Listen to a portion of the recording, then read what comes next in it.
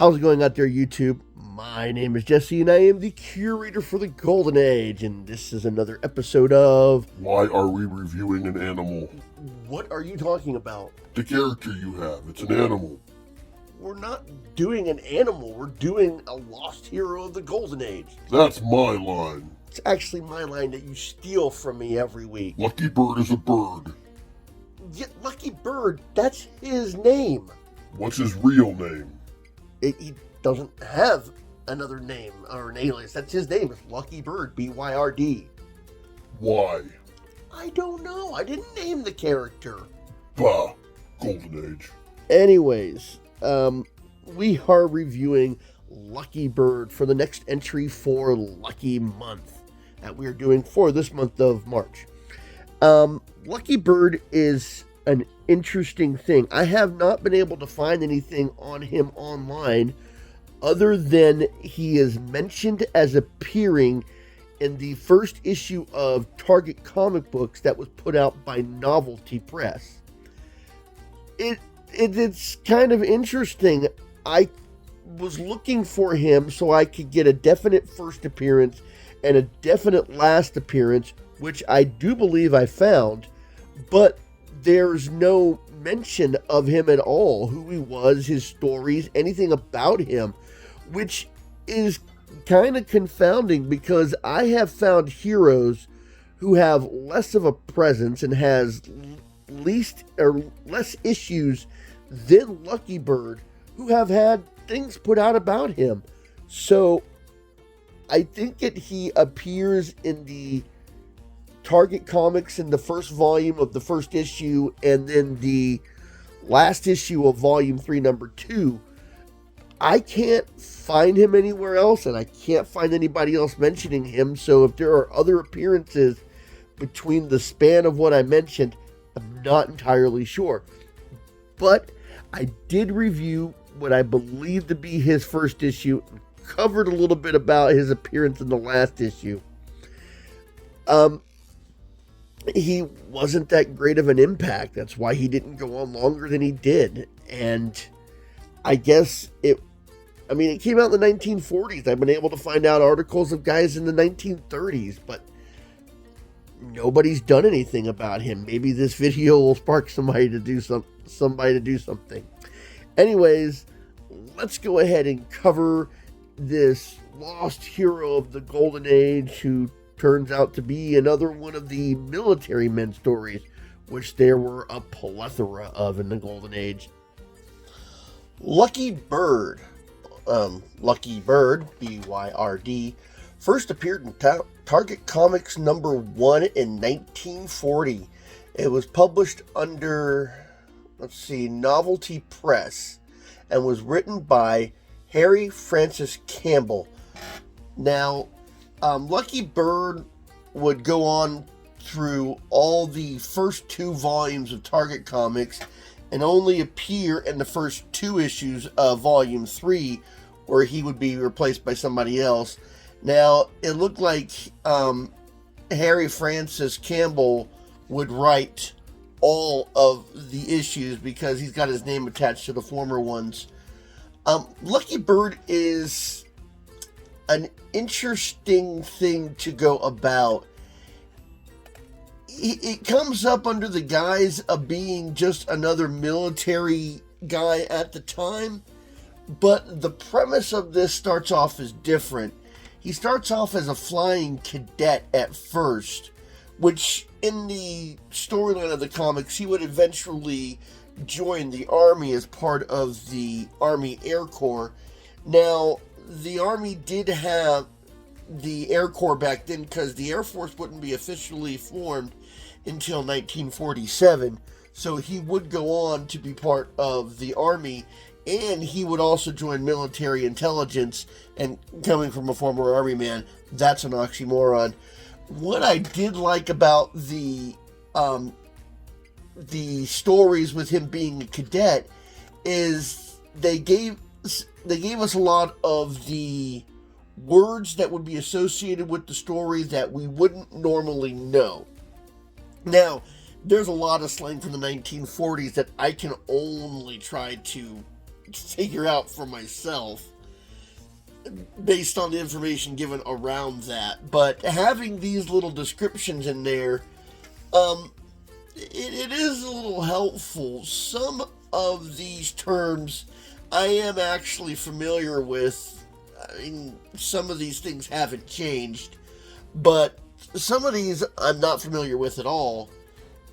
Things like washed out, dead stick, blinker, grease monkey. I understood those phrases just fine. Things like 3 bells or blower. I've never heard of those phrases because, and 3 bells signal for formation. We never used bells in my time. And blower, a cadet of small size, and I can't even begin to understand why they would use that. But it was kind of interesting that they would do that, and it almost gave us a feel like we're more into their world, understanding their terms to go along with the story.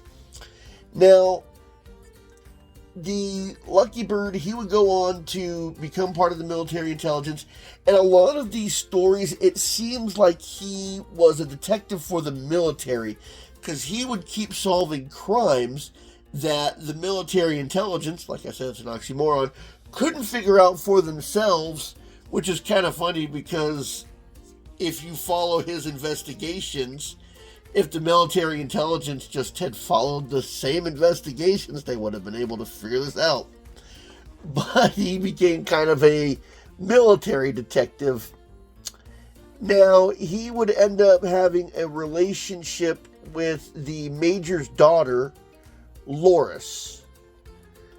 And, let's see, Major Adams. So it'd be Loris Adams. Now, I don't know how far their relationship went into the comic books. I think at one point he was going to ask her for marriage, but he was told he couldn't marry her if he would agree to be part of the military intelligence. Now, one of the interesting things is, I think that, I don't know what was going on with Volume 3 of the Target Comics, because in Volume 3, Number 1, he is in there, and he's also in issue number 2, but in issue number 2, it says, oh, I'm off of my center here, Volume 2, it says Altitude is a new story, and Altitude does replace Lucky Byrd, because after the Altitude story starts, Lucky Byrd no longer is in there, which is kind of weird because even though on the cover of Volume 2 it shows Altitude and with an arrow pointing new, Altitude wouldn't appear until issue number 3. So I'm thinking that somebody messed up on the cover and introduced him before he was actually in there, because at the end of the first issue of Volume 3, it says that Lucky Byrd will return, and even puts the title of the next story, which usually didn't happen. They usually just would say they appear in the next issue, and then the next issue you would find the title of the story. But they put the title of the next story that he would be in Volume 2, and then it was kind of funny, and the Golden Age comics, I love when they do this, at the end of Volume 2, the issue 2 and Volume 3, it says Lucky Byrd appears in Target Comics. Not after this issue, he didn't. So let's go ahead and review the first issue, and then we can kind of see what they were going with and what Lucky Byrd might have turned into if they kept going with the ideas. I mean, he does graduate, becomes a second lieutenant, which I'm not going to comment on my opinion of second lieutenants, but he eventually does end up getting a promotion in the length of the comic books. Only has one cover appearance, so another featured story. So let's go ahead and cover Lucky Byrd. Lucky Byrd, Flying Cadet. It says sabotaging up in the corner. Now, this is an interesting splash page. Normally, splash pages don't show what will be happening in the issue. Okay. Lucky Byrd is a flying cadet at Randolphville, Texas, our West Point of the Air. He and his classmates will become second lieutenants in the Air Corps Reserve and placed on active service, if and when the satisfactory completion of the course and graduate. Lucky has incurred the enmity of Rocky Stone, the class bully. That means he's drawn the ire. Now, in this opening sentence, I don't like where they put the ... dots from. You're usually using those as transitions, but it's part of the same sentence. It was a little disconcerting. Now, we get 6 glossary of cadet slangs. Now, once he graduates, we don't see the slang anymore. So we open up and we see that Lucky and a buddy of his are on the town. And let's see, look at that. Skeets, look at that. He's a disgrace to the service. Yeah, Lucky. That's the big lunk Rocky Stone. So everybody has been introduced pretty quickly. Now, Lucky is trying to he's harassing this woman. I mean, that's 1940s. So Lucky comes over and Rocky starts causing a scene, and Byrd ends up knocking him on his keister. Now, I'm guessing one of these officers I'm sorry that I saw this. I have to report Byrd for brawling in public. Now, he gets called before the major because since they're cadets, they have to hold themselves to a higher standard, out in public. So brawling like this would be like some violation of a code of conduct. Now, as he's brought before the major, he says, Byrd, I have reported that you and an unidentified cadet engaged in a public fist fight in San Antonio last night. Now, he's not going to turn on Stone. Unless you give me a better explanation, Byrd, I must recommend your dismissal. Now, he's not going to rat on Stone because we're soldiers. We don't do that. Now, as he's about to get reprimanded and possibly kicked out of the flight school, his daughter shows up, the one that he had stuck up for that night for the brawl. He didn't know who she was. He was just standing up for her, and she explains what goes on, and he's like, "Okay, I guess you're okay to go." He's like, Byrd, this is my daughter, Loris. Loris. You guys really write these sentences weird. Told me, charge it. Let me try this again. Byrd, what my daughter, Loris, has told me changes the aspects of your case considerably. Shielding some worthless cadet is foolish. You know our code, sir. I don't want to rat on anyone. So, he's about to take the blame for something that's not entirely his fault, but he did accost another cadet out in public. Despite the circumstances, you can't do something like that. Anyways, the major respects him for standing up for his daughter, so he's not going to wash him out. And Stone is rather annoyed over this. Annoyed so much to the point that he actually sabotages Lucky's plane. Okay, this guy is a scumbag at this point. Before he was just rude and obnoxious person. Now he's a worthless scumbag because he decides to sabotage the other cadet's plane. Now, while he's in the air, the plane catches on fire. I mean, what the hell?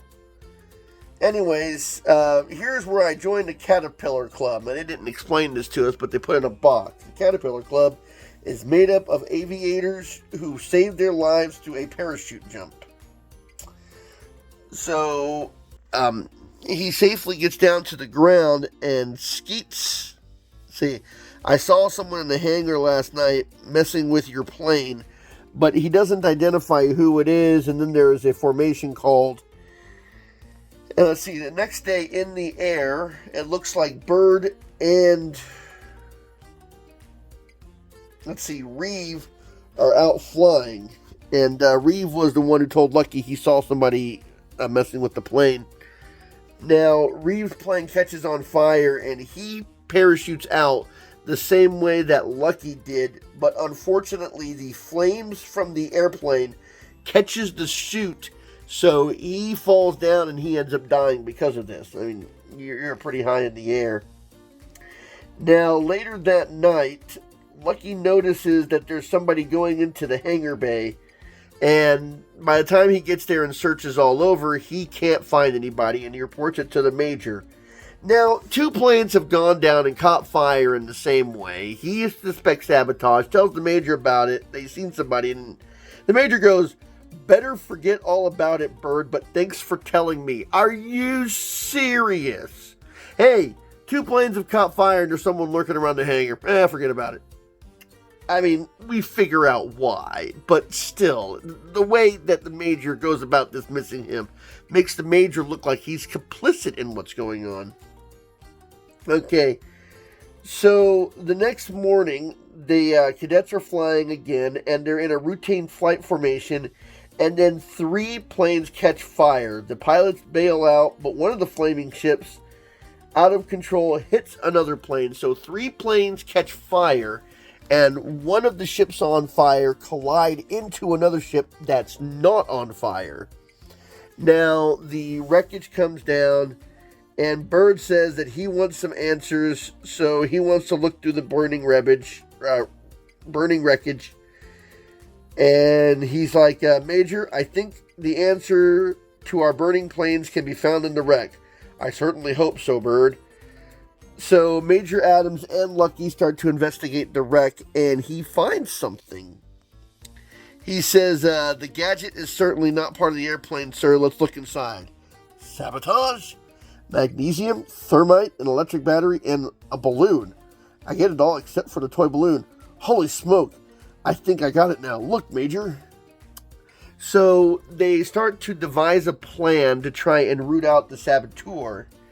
And they give a speech, let's see, as part of Lucky's plan at mess the next day. Okay, mess is where they would be having a meal. At the mess, they released this statement to try and flush out the saboteur. Now, normally when you would do something like this, the saboteur would go underground so he wouldn't be notified, or wouldn't be noticed right away. But that night, he's at it again, and they recognize that it's Cadet Stone. Now, they bust into the hangar bay. "Hold it, Rocky. Your game is up." And they confront him about the sabotage that he's been doing. "You got me. I did it. I only wanted to get you, Lucky, at first. Then, when Reeves spotted me, I had to get rid of him." Dude, he's petulant and a murderer. It looked like he wanted to kill Lucky, and then he actually did kill Reeve. So, then the grease monkey caught me. He threatened to report me if I didn't keep on wrecking ships. I think he's a foreign agent. Now, just as he's ready to give up the name of the person who's responsible for making him keep sabotaging the plane, he gets shot in the back. Shot came through the window. "Quick, Major, who's that?" "Take it easy, Byrd. He's one of our men." Suddenly, from behind a nearby plane, a man dashes out the door, and the Major explains that this guy that Byrd had seen skulking around the hangars was actually part of military intelligence, which is why the Major dismissed his claims. And the military intelligence has to ask Byrd how the sabotage happened, which is why I say military intelligence is an oxymoron. Okay, well, these last 2 panels. "Well, sir, I noticed that the ships caught fire at a considerable altitude. Then I found a toy balloon and a thermite bomb, and I had the answers to the operation." The balloon? How? Oh my God, you're military intelligence! "As the ships climbed and the air outside got thinner, the air in the balloon expanded. This closed a circuit. The magnesium ignited the thermite and resulted in an unquenchable fire, sir." Byrd, my boy, I wish we had you in intelligence. Yeah, Because he seems to be smarter than you. I'd want him in military intelligence as well. Anyways, that's actually how the issue ends. They don't tell us that it's the conclusion. They don't tell us that he'll be appearing in another story that will come later down the road. The story just ends right there. I hope you enjoyed this video. I hope you learned something about a hero that, well, this is where you're going to find out about him. No one else talks about him. So I hope you enjoyed this video, and I hope you learned something. And if you're watching my outro here, you know for the month of June, I'm going to be covering characters from Timely Comics, covering their origin stories, because if you know anything about Timely, you know about these characters. So if you have an origin story that you want to see in the month of June, you can go ahead and leave me a comment, and we'll make sure that we cover him. If not, I got plenty of people that I want to do origin story reviews of. So I hope you liked this video. Month of June, Timely. Until next time, I'll be seeing you.